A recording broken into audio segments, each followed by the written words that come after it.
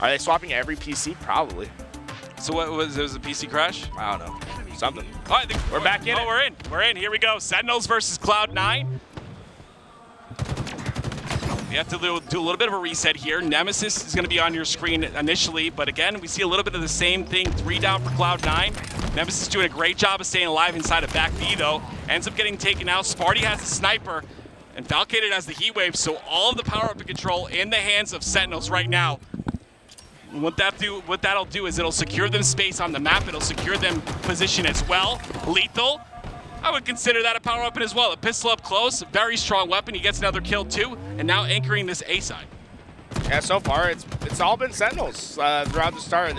They've taken great space. They have the hill, and they're funneling Cloud9 through distinct lanes, but the sniper can change all of that in an instant. Triton, great shot, and the break is finally in for Cloud9. This is almost looking deja vu-like to what we saw before the initial crash.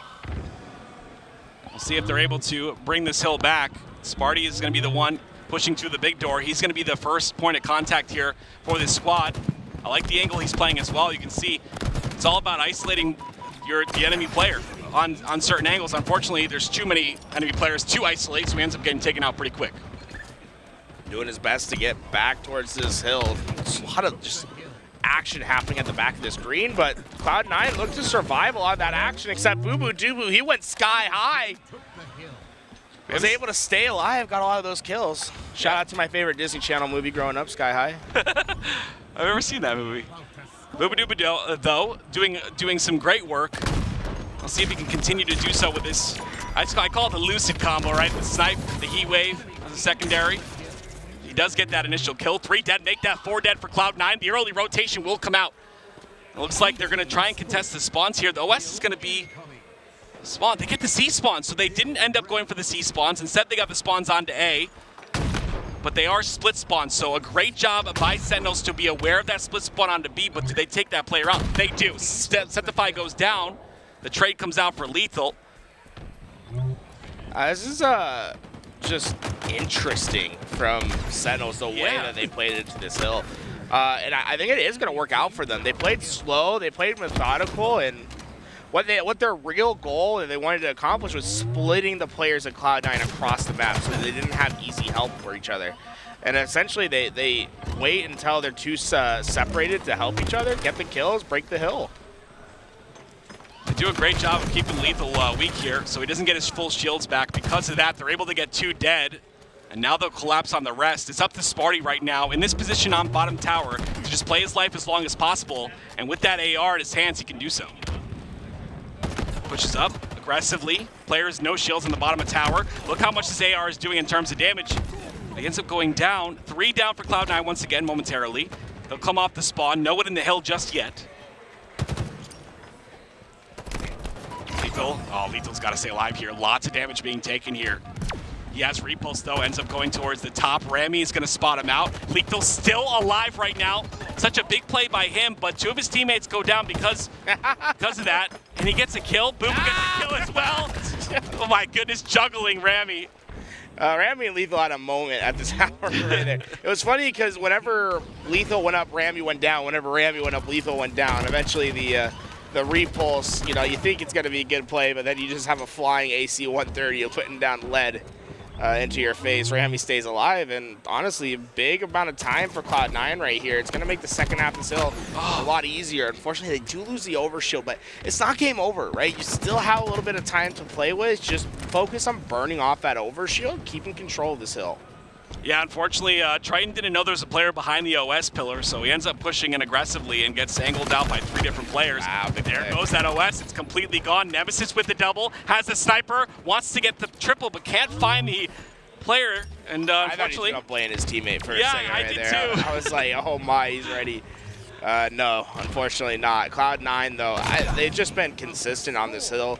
They haven't been giving Sentinels much space to work with. Sentinels keep trying to go on these flanks, and well, they've been caught out a couple times now. Triton will find another kill, and this is probably the last real push we're going to see from Sentinels is going to happen right now. Yeah, Nemesis has that sniper heat wave combo, though, and look at the way he's playing it. Unfortunately, not good enough. Boo Boo spots him, able to clean him up. Boo Boo's going to scoop up the sniper because of that. Gets taken out quickly by Septify. Septify, one of those players who was, I wouldn't say out the cover, he's been around for a while, but he started to really shine in Season 1 and then just kind of, I don't know, I wouldn't say disappeared, but, you know, he's just kind of struggled to find that, like, all-star status that I think he's definitely capable of finding.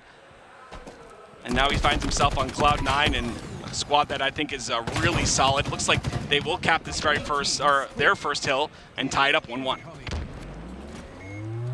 Stay patient. I mean, both these hills take a considerable amount of time and effort for both these teams to capture, which is not necessarily the norm for Livefire. You're used to seeing a lot of fast hill captures, but both these teams have been really consistent on fighting till the last possible moment for these hills and having it be an overall scrappy affair. And it's scrappy, but Sentinels have taken a lot of control of this hill number 3. This OS could be a little bit of a factor here. Great job by Septify to kind of angle it out. They have 2 players on that angle, but still, Sentinels get the OS. And we'll see if they're able to kind of pressure through with this. It's lethal. All the while, still getting this hill time. The spawns look like they come out on the mud, which is interesting, right? Because there was no one at B. The spawns still came out on the mud side. Look at Falcated's KD, 16-6 so far in this game. Just playing unbelievable throughout the start of this, and it's going to give them that 2-1 lead. Now, Cloud9, they've taken early control of this hill, but I think you want to control the sandbag side when you are playing into this hill, which is where Sentinels are starting to allocate a little bit more of their resources. I think the tower side's fine for your sniper, right? You know, you like that high ground, but I really think that the sandbag side gives you a much better sightline into the hill, and that's where you're going to see Cloud9 start to move their resources. Cloud9 do have more resources than Sentinels do, and you know, speaking of resources, all 4 down for Sentinels. This will be Cloud9's chance to take a little bit of control here. You see that one player on that tower side. It's going to be Falcated, but that will mean the spawns will come out on that side of the map. Falcated also, Boo calls him the most underrated player in the game. Which is really, you know, big praise from Boo, a player who I think is. Dude, I thought you said Google. No, Google. Imagine you just Google Falcated and saw he's the most underrated player. I was like, that's insane. That'd be sick, right? That makes sense. Like, Falcated is like this top Slayer that doesn't really get talked about. Yeah, agreed. And even in the beta of this game last year, like, yeah, I think he's one of the players who had the top kills. Him and Sap had the like top kills or whatever, according to like the statistics, you know, Halo Tracker or whatever it was, and. He's just always been that Slayer. He's just always been that player who just is able to slay it out as much as possible. Cloud9, though, they're looking to capture this this hill for themselves, and they do. 2-2 is the score now. They tie it up. A very good start here for Cloud9. They look really solid against Sentinels in this situation. Yeah, they look solid against Space Station as well. You know, it's interesting that Cloud9, I think, is a team that a lot of people didn't have going far. I didn't, yeah. That's awesome. But so far, they've been playing out. They've been playing up to the level of a lot of these top-level teams. And, you know, it's almost a little reminiscent of what it was like at Arlington when they just made a surprise run in pools. I think they could potentially start taking off some games with some of these top teams. Well, this will be the start of that, right? 2-2. Triton looking to make a move here. Has to support, though. Unfortunately, leaves the A spawns open, so Falcated gets that spawn, I believe, unless he was a flank. But regardless, 3 go down for Cloud9. And now a chance for Sentinels to get control, and they already have. They have control of C-Plat, they have control of the tower and the hill. Look at the break. He's trying to make a move. Oh, beautiful job. He said, nope. Put you back. Eventually, I do find that back player, but I think everything's going to come down to this hill. It's about even on it, and I think Sentinels has just a slight better position, but at the end of the day, it comes down to execution. And Spartan, he's executing some Spartans with his sniper rifle. Yeah, he can definitely do some massive damage with this. I like the idea to go for the Shroud screen here. Not going to utilize it just yet, but that OS is coming up in about 10 seconds, I believe it is. Ends up using the Shroud screen at the top center of the map. That's to potentially solidify them this hill because there's only 37 seconds left. With this hill, it's huge. Now they can just play Slayer for just a bit here, and that's going to be huge for them. That Shroud screen utilized perfectly on the top center. Yeah, it's just brilliant plays at the end of the game. These are the plays that really finish a game for your team, right? You're looking for some sort of push to get you across the finish line. That's what that was. Though I'll say we've been seeing the action over at Tower while all that action's going down. Sneakily and surely, Cloud9's been getting more and more hill time. Yeah, halfway through this hill already, 30 seconds left. I thought the time would be a factor here, but it only took them 7 seconds to already get halfway through this hill. And if they get this, obviously it'll tie it up. We'll go to overtime. Yep. Oh my God, Sentinel's just getting shut down in every lane. There's nothing they can do. Uh-oh.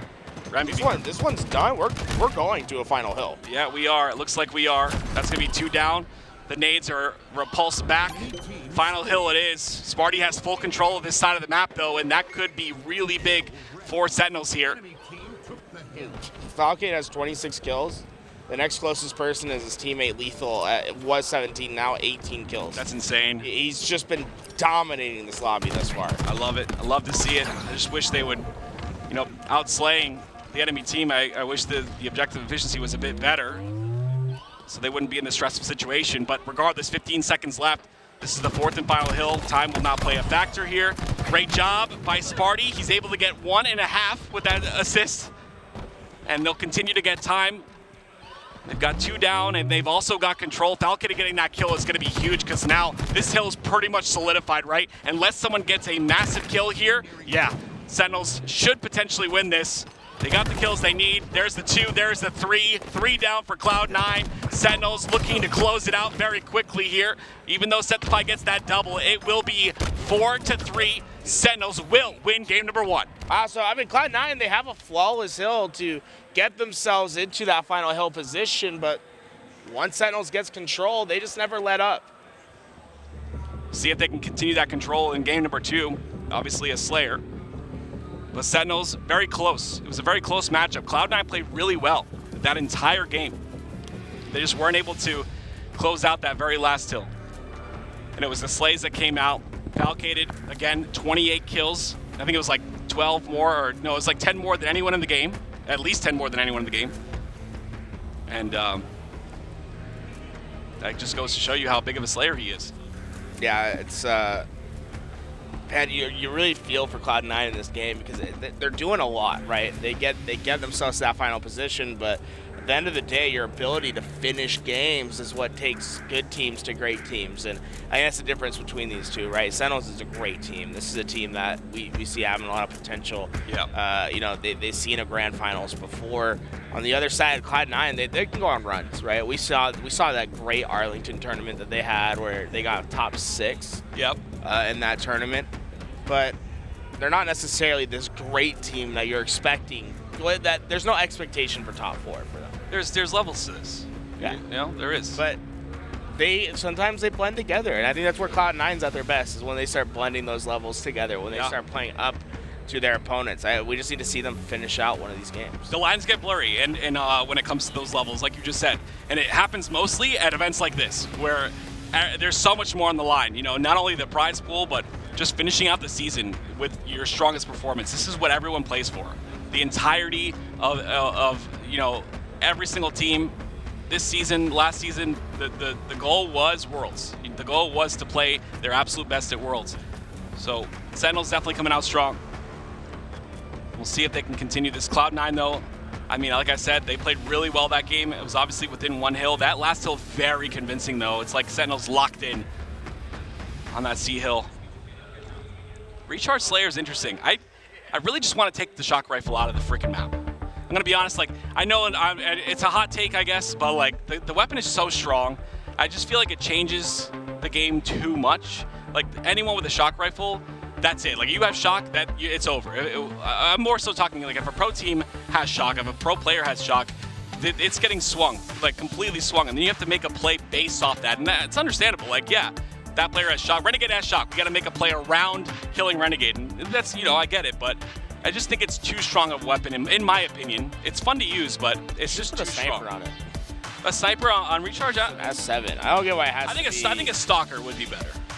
I feel like a stalker could be just as bad. As the shock? Really? Well, I mean, the shock is like great, but I mean, You got the soccer. 3-shot with the Well, stalker. It's like a little soccer, more. with those long sight lines that they have. That's not a bad point, actually. That's not a bad point, especially on recharge. Give You me know an what? F7, baby. You're not wrong.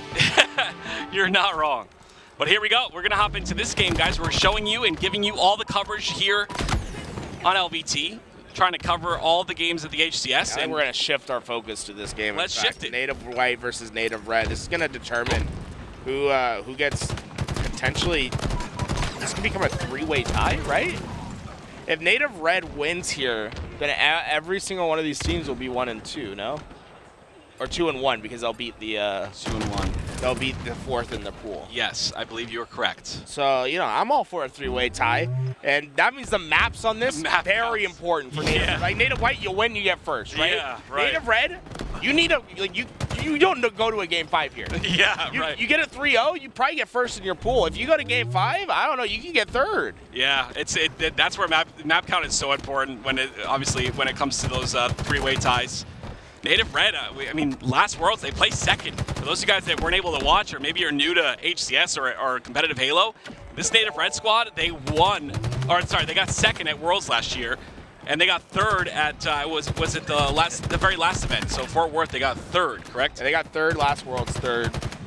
They got second Worlds. No, third. Am I? Are you sure? Space Station or Cloud9. Oh, you're right. Oh, I don't know why. I think it was. No, I'm sorry. You're right. It was second at Kansas City. And it really was a shame for this Native Red team because they got third at Worlds. Yeah, They were playing yeah. with Druk. Druk, unfortunately, has visa issues, can't Yes. compete at the moment. Yes. And it feels like they did all that work and they had to build back up. They had to build back to that level in which they could compete for third place again. So it was like this year was really a rebuilding year for them to getting themselves back to that level where they can play high-level Halo. Now they're here once again, a new player on the block and suppressed. And well, Mikwen's trying to teach the new players a lesson or two about what he can do with the sniper rifle. You got to break that third place curse. Third at Worlds, the third to last event. I mean, this is their chance to do so. But Native White have already gotten that very first.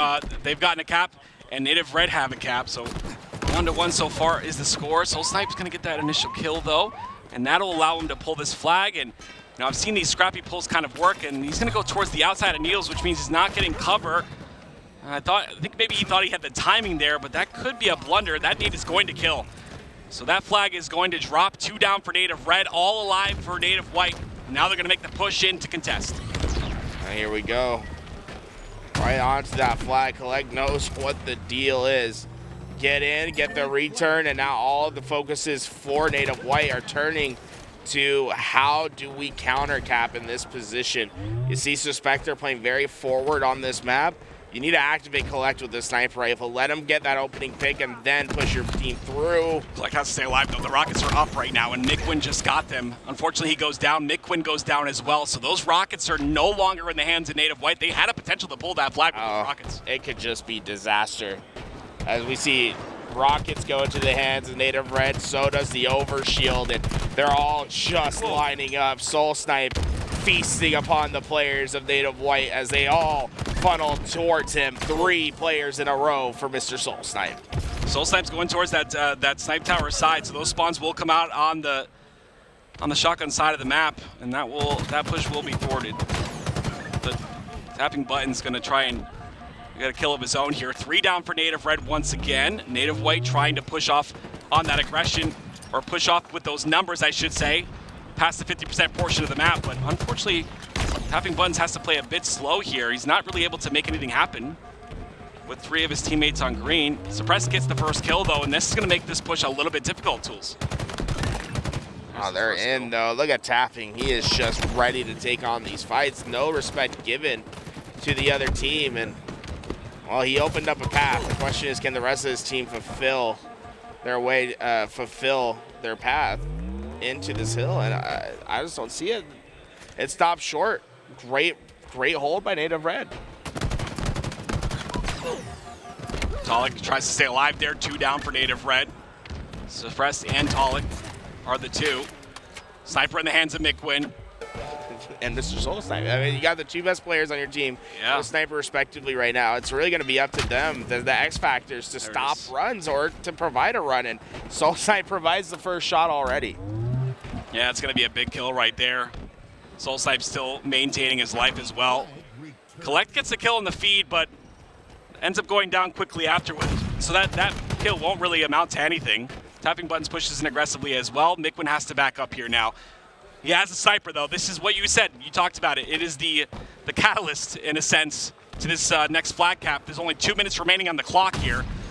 So Mikwen's got to make something happen, and I like the space that, you know, he's realizing, you know, that he has to back up just a bit, allow his team to create the space on the map, and then he can kind of push forward and make a play happen. Kuhlect with that very first kill.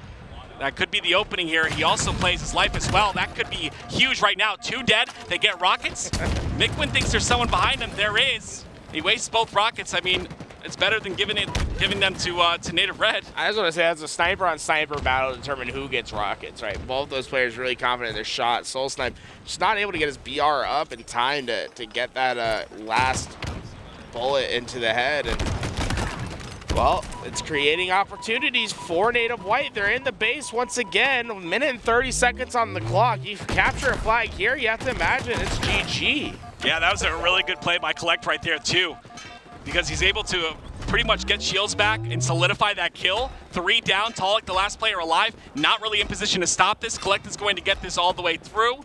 And now it looks like Native Red will have a minute left to tie this up. 2-1 is the lead for Native White.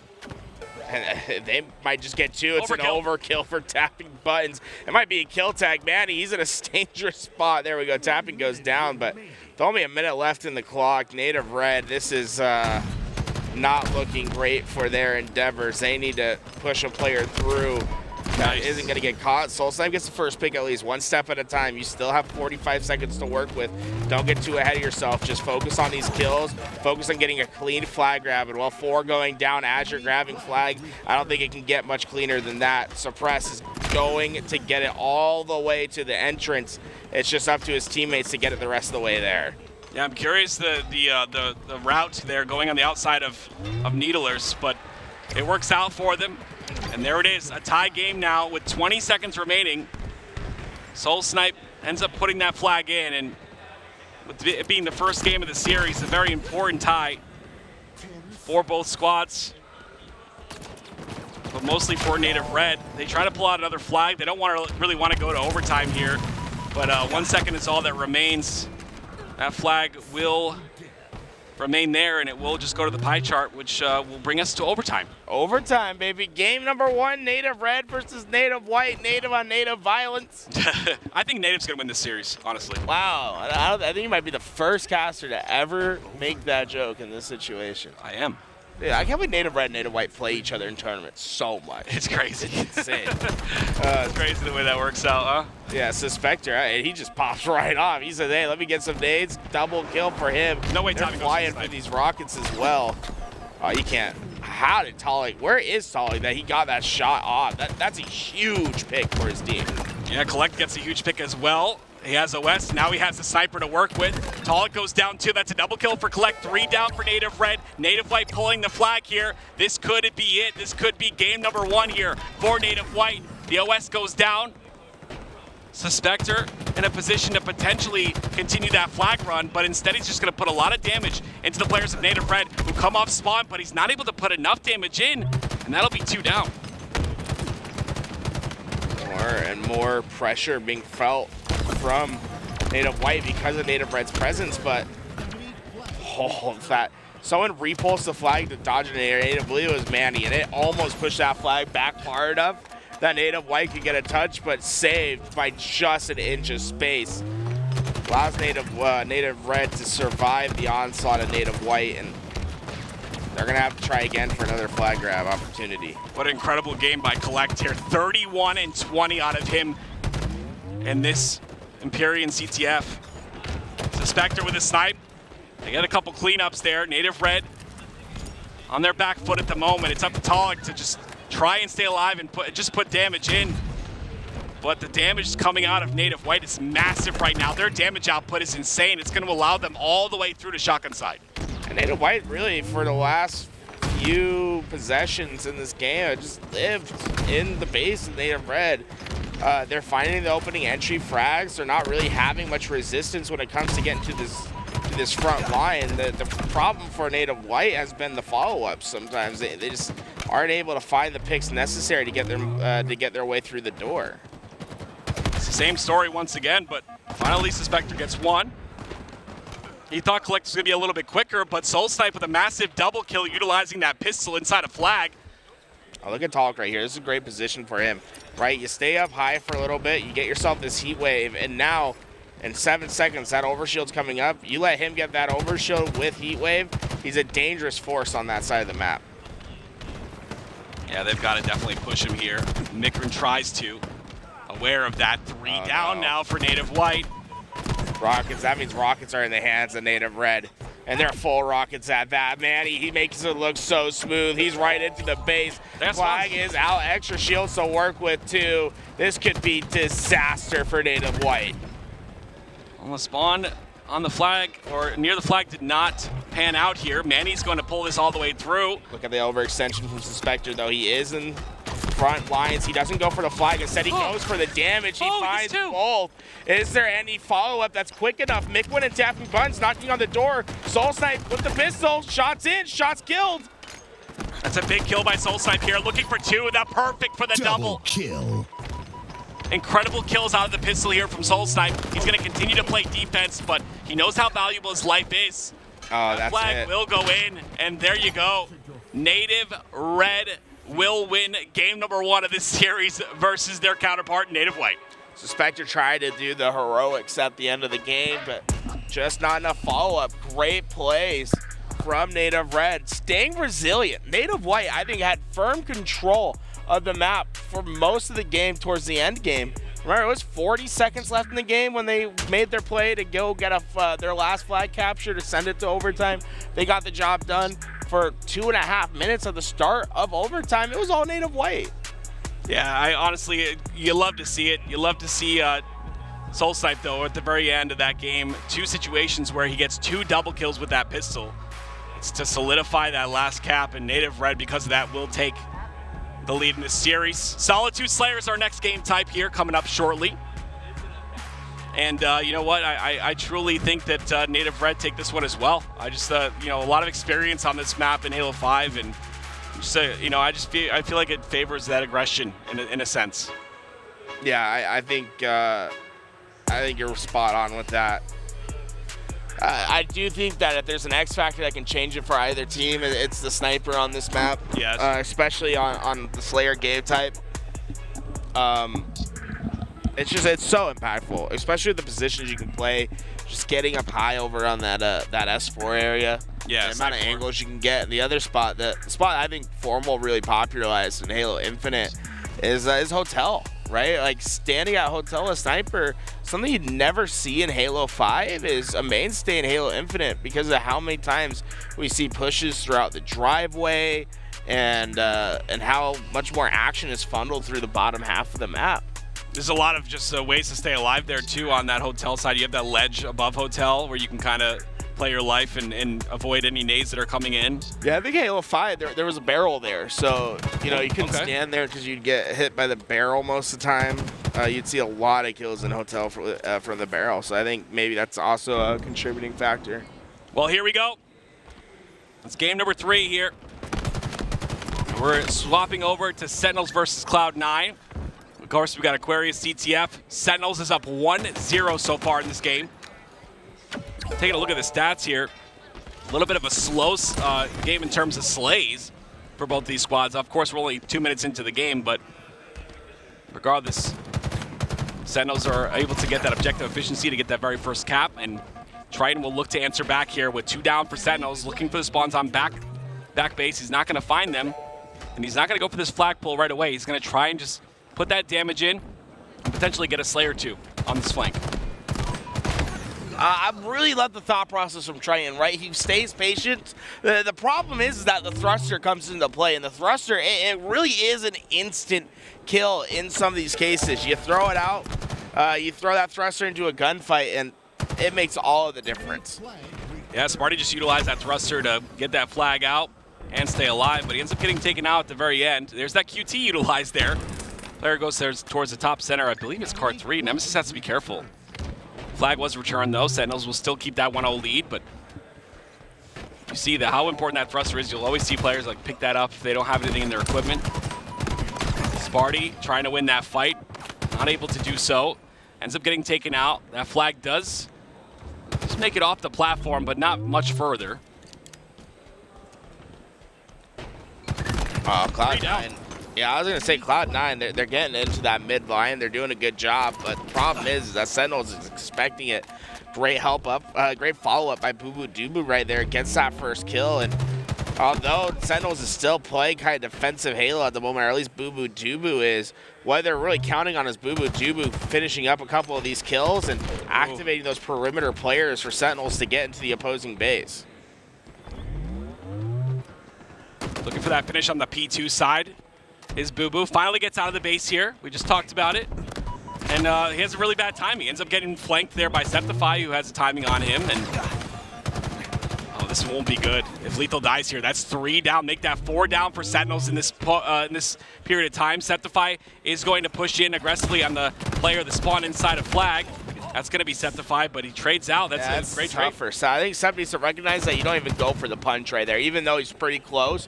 You put those shots on. You have a thruster, right? Use that thruster to win the gunfight rather than making what I consider a trade play. Instead, he has to use that thrust to cancel his animation in order to get his BR up, and I think that makes the difference and allows Sentinels not to feel that pressure that they should be feeling right now if we're going for it out. The pressure is definitely being felt here. Triton trying to alleviate a little bit of that on the side of Cloud9. Ends up having to walk backwards just a bit. Doesn't have any help, and this is a great game sense play. You're able to kind of sit back. You don't have any assistance on that side, so plays his life and backs up a tad. Valkid is sneaking on through here to their base, though. They understand he's there now. He's kind of giving away his position, but the reason he's not pushing in, right, is because the potential that someone's in that base, so goes for this thruster instead, and that's the enemy team's thruster. This could be a good play if he lives with this. Utilizes 1. Sparty gets a kill. 2 down for Cloud9 now. Yeah, I think it's going to be the opportunity that Sentinels has been playing for. Get yourself right into these front lines. You're going to have a real opportunity for a flag run right here. You just need to find 1 or 2 more picks. Beautiful job by Septify to get 1. 2 down for Sentinels now. A 2v2 situation. Septify still playing defense on his base. It's going to be Sparty looking for an opening. 3 down for Cloud9, but also 2 down for Sen, so they're not really going to be able to get this flag pull out. Instead, they're just trying to play some defense, the players that overextended on B side. Grenades down. Lethal's trying to find his way in. I think Lethal's kind of surprised that no one has really shot at him yet. He's like, I'm pulling a flag. I still haven't found anyone. And he's going to realize why as he is taking shots across the map. But I believe there's got word that our other match is up. Yeah, Native White versus Native Red. We will keep you updated on this matchup here, Sentinels versus Cloud9, but let's swap over. It's going to be Native Red with the lead in the series here, 1-0. And, of course, we're playing Slayer Solitude. It's Taulek on your screen. And a 4-kill lead already for Native Red. Make that 5 as Taulek gets a nice, beautiful kill on the bottom center of the map as well. Looking for more. Ends up using that repulsor to stay alive, but has to continue playing his life as his teammate died. So that'll be 2 kills here for Native White.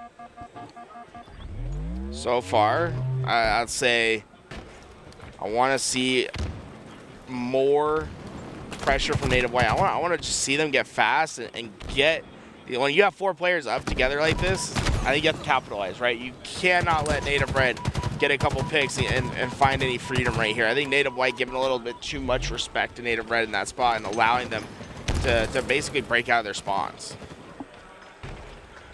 We'll see if they potentially put more pressure on the map to not allow that to happen in the future here. We'll watch out for that, but Taulek, that's a big kill right there. 2 down for Native White. Taulek just sitting up here on this driveway side, understands the player is pushing, ends up taking him out.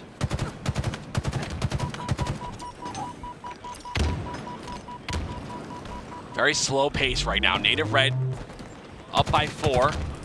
They're looking to extend that with a couple kills from, or I'm sorry, a kill from Manny and Taulek. Kuhlect again though with another double, and he doesn't go down either, so he ends up staying alive, gets that double kill. And he's constantly been the factor for me, right? Able to get those double kills to kind of keep the game close, especially when it started to get out of hand. Those double kills really shift everything in the favor of Native White, and it's always Kuhlect on the forehand of that. SoulSnipe's just doing his job right now, right? He's done a great job getting damage downrange, helping his teammates with fight after fight. Really, there's nothing you can complain about with the way that SoulSnipe's played. Obviously, you might want him to get a little bit more into those fights, but what he's really doing is playing his life wonderfully, and it's just Native Red need to find more space on the map. And that's the problem, is Native White have control of the outside, and Native Red's been trying to slowly get their way out. They just haven't had that opportunity, and that might just change with this push. Kuhlect gets that trade out, but with Kuhlect going down right here, suddenly Native White, look at where they're spawning. Native Reds, they're going to have a lot of space. You're going to have players here, but you're also going to have players spawning out towards Nest. They're going to be able to really get some good crossing angles on this map. Yeah, Mikwen's trying to push on that snipe side, and he's not going to be contested on the lift there. It'll be 2 players inside of the yard. Suppress putting in that damage, putting in those shots, but a great job by Suppress and his teammate here to just live on that yard. They finally pop out, get a kill. SoulSnipe gets a double. That's going to be 3 down for Native White. Mikwen, the last player alive, and he was on that snipe side beforehand, so I believe the spawns will potentially come out on the blue or snipe 1. That's exactly what happens here. It looks like the snipe 1 spawns come out, and now Native White are trapped. We'll see if Native Red can capitalize on that, though, from this blue side of the map. I like how condensed Native White is on this map. Native Red have a lot more space to work with, and it's allowing them to get a leg up on these challenges, on these kills, and it's just Native White, although they've had better positions, they've been able to have these nice pushes. Native Red's just been consistently winning big gunfights, and it's made the difference in the kill feed thus far. That it has. A 9-kill lead now for Native Red. Starting to run away with this one. Tapping Button's having a little bit of a rough game here, 3 and 11, uncharacteristic of him. Definitely a big factor, especially in a Slayer. But Suspector and Mikwen answering back just a bit. It's definitely not over just yet. And we'll see these power weapons and potentially the sniper. The next sniper spawn could be huge for Native White to potentially come back in this game, but they've got to get control of that side of the map, and it looks like they might have the initial bit of control there. They've also got 6 kills of a lead that they have to minimize. Here we go. I want to see who got this overshield. It was up on the map. Is it still up is the question.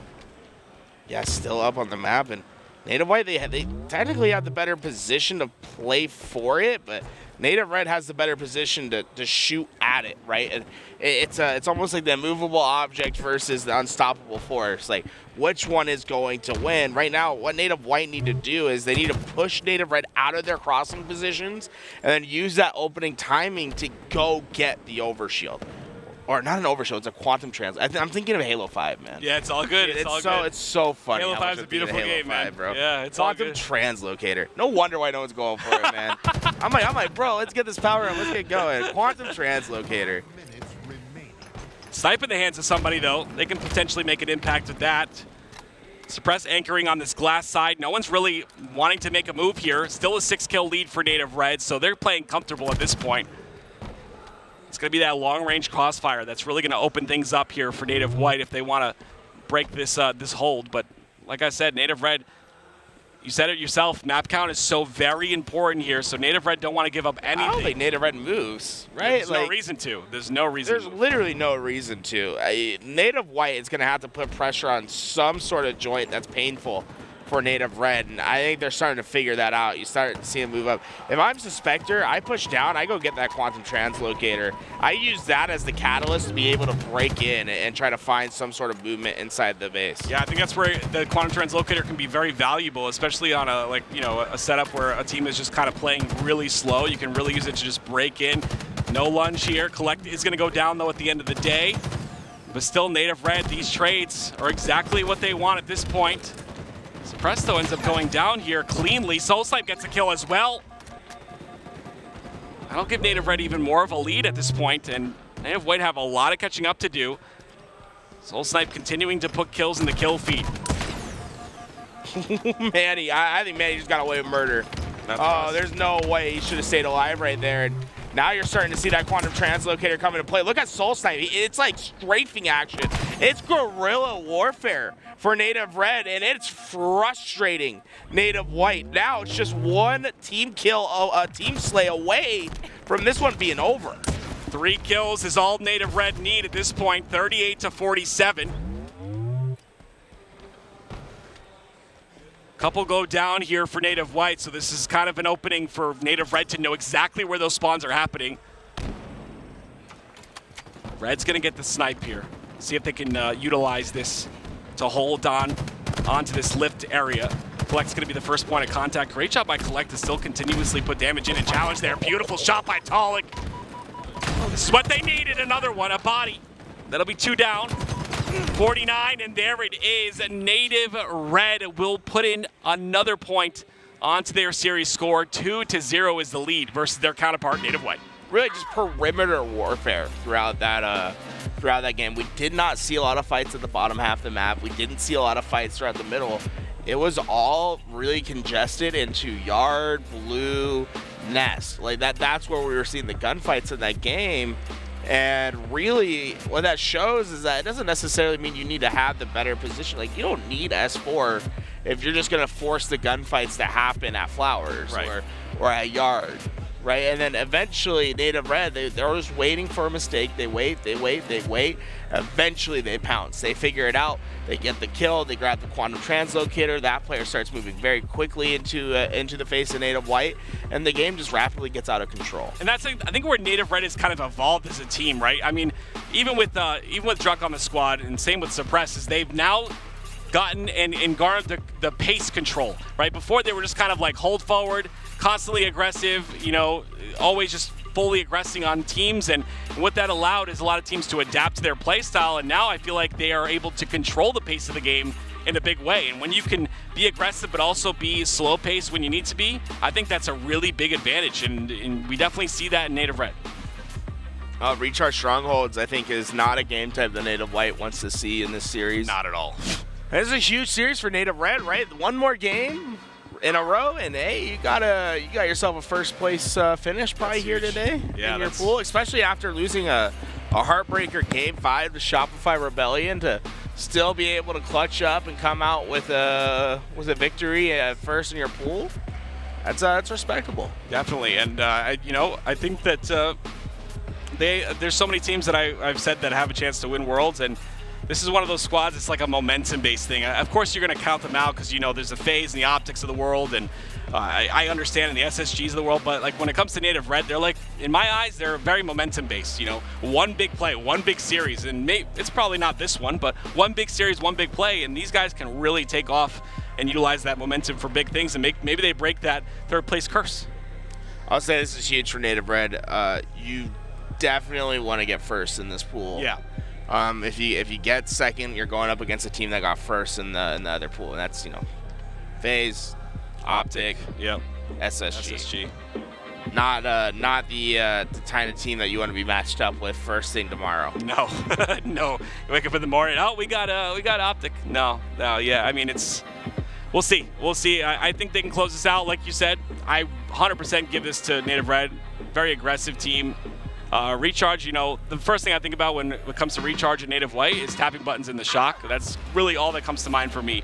It's like his ability to utilize that shock in big ways. But the last time we saw Native White play, he was a little bit quieter than I would expect. But again, it's these lights, man. The lights are brightest is when you got to perform your best. So we never know what can happen here for both of these squads. Native White just they need to answer back. Absolutely. I'm trying to think of who. Well, really, I mean, I think it's going to be Kuhlect, right? You want to see him with the shock rifle. I would say that, yeah. I would say Kuhlect as well. Kuhlect is so, like I said before, the constant double kills that he's able to get, really just changed games. Just look at Kuhlect's Twitter and go through his media. Go check out some of the clips he's hit on this map. Just like when I think of this map and like shock rifle plays, I think of Kuhlect. You know, it's probably me. Like I think I casted a match with tapping buttons, and he just went absolutely off. I think it was actually Orlando last year. That might be what it is in my head that just keeps pointing me to him. But you're absolutely right. Kuhlect is insane. I mean, I think every player is really good, but there are some players that are like a level above with that shock rifle. But again, we'll see. The camo is, you know, something we haven't seen too much of is that power up and control. Power up control, because on Empyrean we have no power ups. On Solitude we have the QT. So now where the power up matters the most on recharge, that camo, right? That's going to be very heavily contested, and we haven't really seen who can control those, you know, that camo better, who can control those big power ups better. So maybe we'll see that here. Could be a definite impact. Yeah, camo allows you to go on some crazy flanking plays, do what you want on the map. Folks, if you're tuning in for the first time, you're watching the LVT Halo watch, I guess I should say broadcast coverage of the Halo World Championships. Just as an example, what you're going to get today, we're covering most of the matches that just aren't casted, and Bravo, Charlie, Delta. But then we are also going to be casting some free-for-all today. We got the $25,000 free-for-all going down. We got approval to be in that tournament, so we'll be watching that. And then we'll also be watching the Halo 5 2v2 tournament as well. Unfortunately, not able to watch the Bandit starts. Wish we could. We don't have a pre-release version of the game to do so. So a little bit tough. I know, guys. I'm sorry. We wanted to, just couldn't work out this time, but oh man, am I excited for Season 5. Dude, Tuesday, guys, are you guys hyped up for what, man? The whole game is going to shift on Tuesday. Do you understand how impactful a starting weapon change is? It is going to be so huge. And are our ranks resetting Tuesday as well? Yeah, it should be. Oh, so I didn't get 1900 this season. Shucks. Honestly, this season was probably the hardest season in terms of rank. Like, should have just stopped playing like a month ago. You would have. You're so right, dude. It changed a month ago, and that's what made me so mad. Like, I've never gone on like bigger CSR swings that I have in the past month. We're talking 200 CSR swings over and over, up, down, up, down. It was like, dude, it was tough. It was tough. This is the first season I didn't beat my previous season's record. My previous season was 1875. It's the first season I didn't beat it. Oh, FaZe just, I don't know if they won the series or if it was just a game, but boy, oh boy, does FaZe have some shooters in the crowd, because they just got loud. Yeah, you know, I love that energy, man. My goodness gracious, it gives me the chill. Like, I'm gonna be honest, I've been a little like, not blah, but like kind of like not as energized as usual. That cheer just gave me the willies, and I'm ready to get this next game going. Oh, you ask, you shall receive. Here we go. Native White versus Native Red. This one is going to determine who gets first place in the pool of C. Big game here. Triple cap immediately for Native White. Answer back on to A, and not pressured as well. So Mikwen, unfortunately, not really in a position to do anything to stop C or A, and because of that, he'll just kind of play defense on these pipe side. But Native Red all the while are going to get some points now on the board, approaching those 10 points. And camo in the hands of SoulSnipe as well. This could be some big implications here for the triple cap being started for Native Red. They've got to get a couple kills first, and they do. 3 down for Native White. Kuhlect, the last player alive on the tower. Look how much damage he's able to do, though, on that tower side. SoulSnipe's not going to get taken out, but regardless, they get C. And Native Red, they're going to try to play defense on this class. SoulSnipe found himself in a 1v2 that he did not want any part of, but he does buy enough time for his team just to get behind behind those players. Although they'll probably lose B in this situation, Native Red's just winning rotations.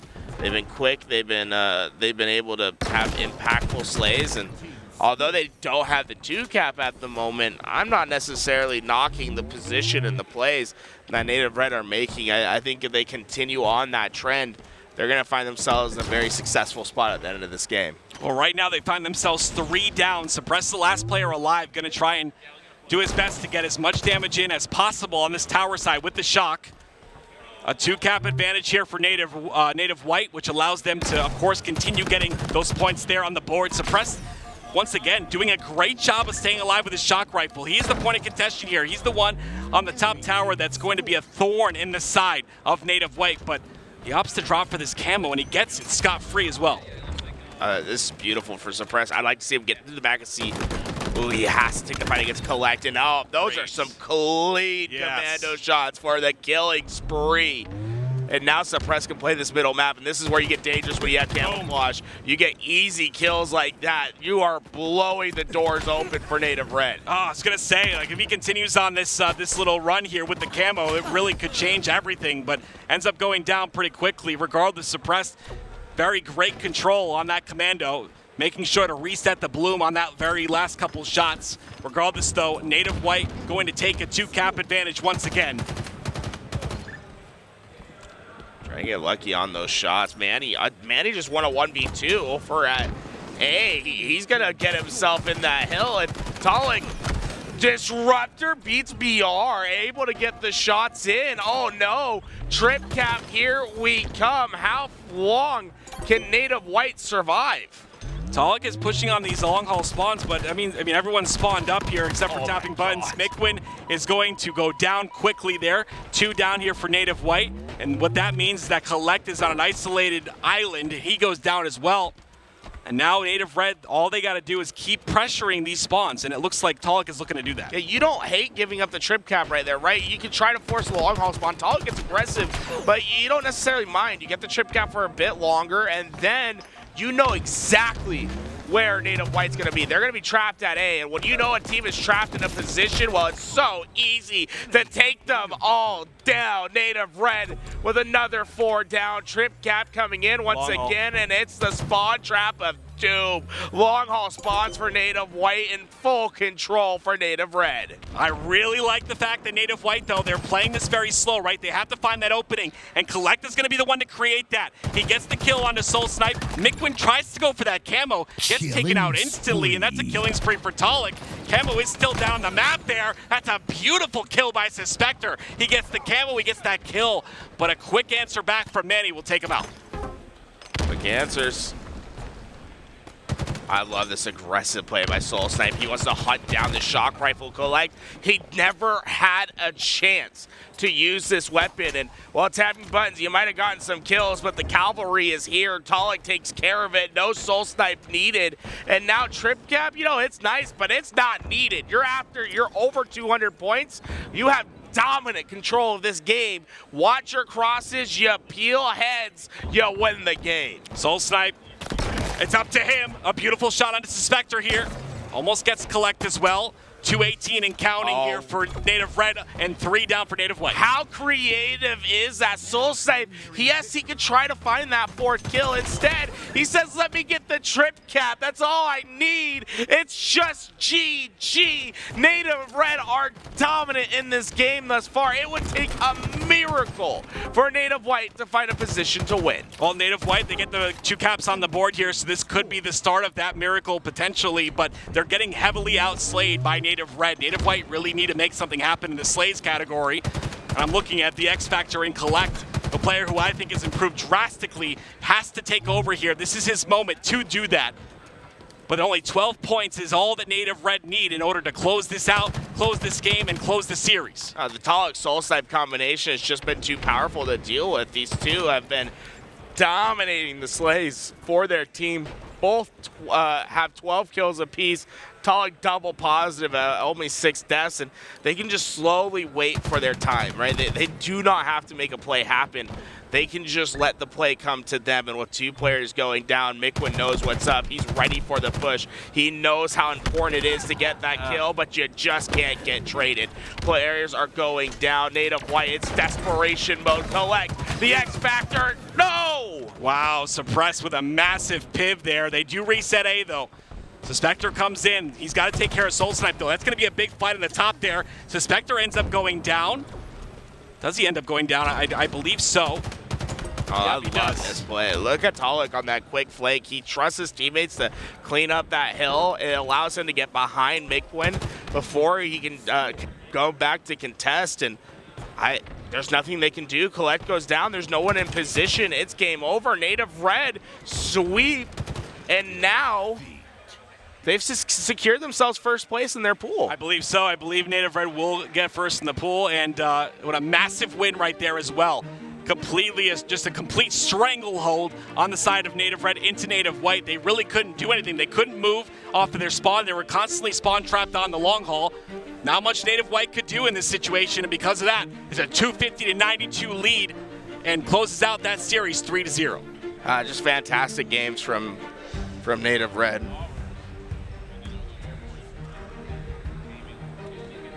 We'll see if they can, we'll see if they can continue, right? Being first in your pools is only the start, right? You still have a lot more work to do when it comes to bracket play tomorrow. You've got so much more to do, and, this is a good start, but we still have work to do, right? Native Red look really solid here, but is it enough to break that third place curse that they have?